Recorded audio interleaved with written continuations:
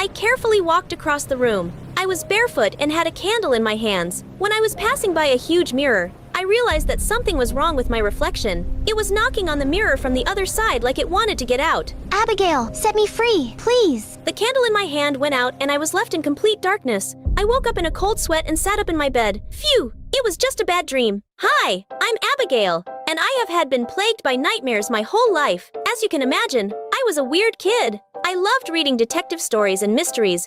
Recently, I discovered podcasts and started listening to audio series and stories about all sorts of investigations. Weird things happen to me all the time. For example, I barely remember anything about my childhood. It was the truth. My parents died when I was very young, and I spent a few months in an orphanage.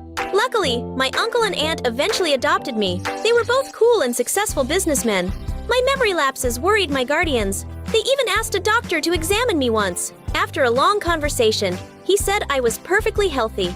My mind just blocked certain memories to help me deal with the loss of my parents. I didn't think about it much because my life was wonderful. My uncle and aunt loved me, and I never lacked for anything. Besides, I was getting ready for college exams and had an incredibly smart and caring boyfriend called Toby. Still, sometimes I felt sad for no reason or cheerful. I could burst into tears while watching a comedy or suddenly have a fit of giggles. What a great day! Shh, Stabby. Everyone in the store is staring at us. I'm sorry. I can't help it. I'm in such an amazing mood. You are such a weirdo, but I love you anyway. Lately, I had been feeling melancholic. No matter what I did, I couldn't get rid of that unpleasant feeling. I finished recording the first part of my podcast and decided to have a snack. But on the way to the kitchen, I accidentally bumped into a shelf and a photo fell off it. In the photo, I was standing next to my parents. The frame had broken. I picked up the photo and realized a piece of it was missing.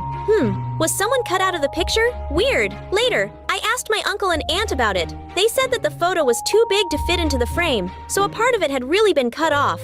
I almost believed them, but they exchanged pointed glances, which looked suspicious. They were definitely hiding something. That night, I had another nightmare. My reflection was trying to get out of the mirror and screaming again. As soon as I woke up, I immediately turned on the mic and retold my nightmare for the podcast. More and more listeners were growing interested in my story by the day. It inspired me to keep going. Unfortunately, my nightmares got worse. I called Toby and told him I'd barely been sleeping lately. He was in the first year of college and dreamed of becoming a psychologist. Toby said that my subconsciousness was probably trying to tell me something. The reflection is like your twin. Maybe your brain is trying to make you remember someone. Could you have a twin sister? His words made sense. I didn't remember much about my childhood, so I decided to talk to my aunt and uncle again and ask them if I had a sister. Abby, you read too many detective stories. My guardian said I was an only child, but they were so nervous. My aunt even dropped a cup of coffee. Something wasn't adding up. I decided to get to the bottom of it. In the attic, I found an old album with photos of my parents. Weirdly enough, some pages in the album were empty, like someone had removed some of the pictures. I found something useful anyway. Check this out. It was a page from Mom's private diary. She had written she dreamed of watching the sunset on Mount Mitchell, the highest mountain in our state, with my dad. I carefully hid the paper, went downstairs, and called Toby again. He had another great idea. You need to give your memory a push. Sometimes people go back to the neighborhood